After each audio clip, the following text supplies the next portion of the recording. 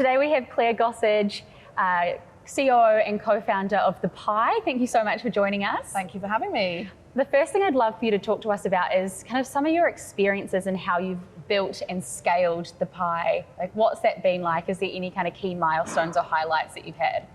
Well, it's been a really fascinating journey of nearly 12 years now. Myself and two other female co-founders, Amy Baker and Jane Gillam, set The Pie up in 2011. We'd all been working in the sector since our early 20s, and we all had very, very young babies at the time. And we wanted to create something. We'd seen a gap in the market for a media platform covering the whole of the industry, but we had young children, and we wanted to create something that worked for us individually, as well as something that worked for the sector. And we literally started in Amy's kitchen, on her kitchen table. We built a website and a jobs board, and we went from there. We didn't really know what to expect, but we had a vision and ambition and a bit of courage, I think, looking back. A lot of courage looking back. And it's interesting reflecting, because we don't often do that. So it's nice to be asked, actually. Yeah. It's been a fascinating journey.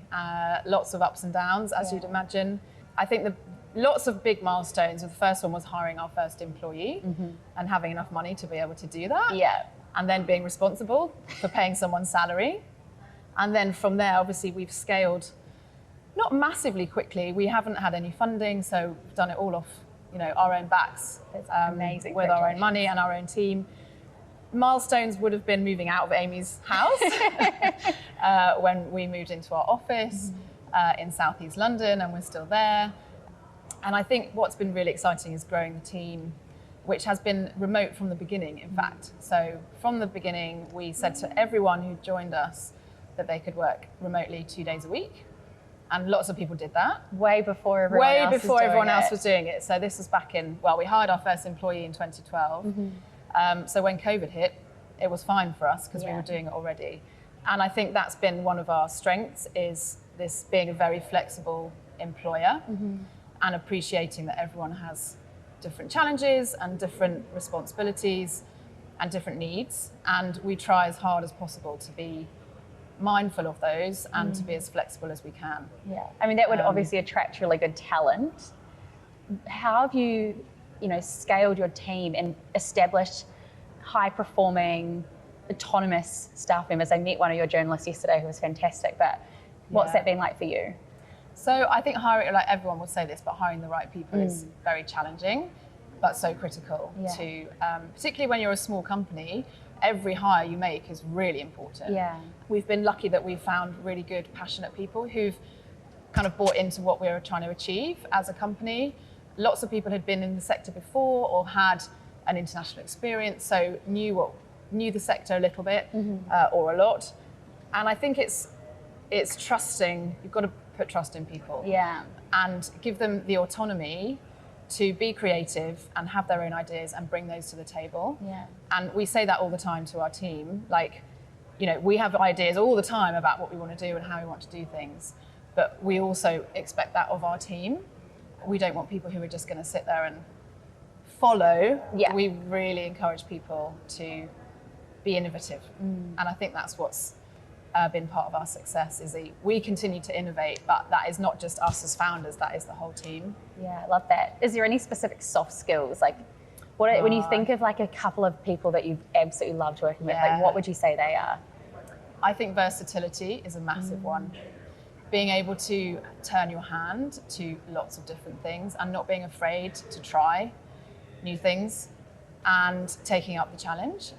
So I think pushing people out of their comfort zone is great, but having people who are happy to do that makes a massive difference. Yeah, and I think as founders, that's what we do. I think we're all very versatile, and to have versatility and a bit of robustness, like, it's hard work. We work really hard, and also having some fun, It makes a big difference. We're all about obviously achieving targets and growing and those sorts of things, but if you're not having fun on the way, it sounds so cheesy, but kind of what's the point? You can do both. You can do both. Yeah. You can do both. Yeah. I think, and also creating a very open space where people feel that they can make suggestions, and even if we say no, that's okay. You know, having this open dialogue. My last question for you is, has there been anything you've implemented over the last few years that you feel like it's been a bit of a game changer, or is there anything exciting that you've been working on that feels good and innovative for you? Events is the big new thing that we've been doing, and that really came out of the Pioneer Awards, which we launched in 2017. That was our first foray into running events, and the sector kind of picked them up very quickly and everyone loved them, and we thought, okay, we've got something here. We had planned in 2020 to do a first in-person event, and then of course COVID hit, so we pivoted very quickly to doing digital events, which were really successful for us. So we went from this initial panic of thinking, okay, what are we going to do here?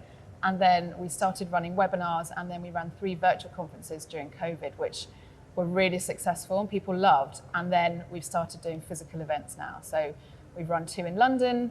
We came to Gold Coast this July, and we're back here next July, which is really exciting, and off to Boston for North America event next month.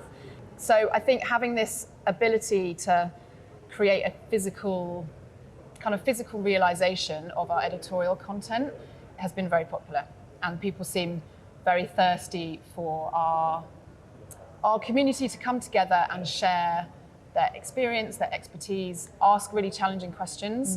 And I think we're in a lucky position where we can ask those questions that maybe others can't. And from that, you create interesting conversations and spark some new ideas, innovation. And then the industry evolves and improves as a result. Amazing. Claire, thank you so much for joining. I really, really appreciate it. Thank you.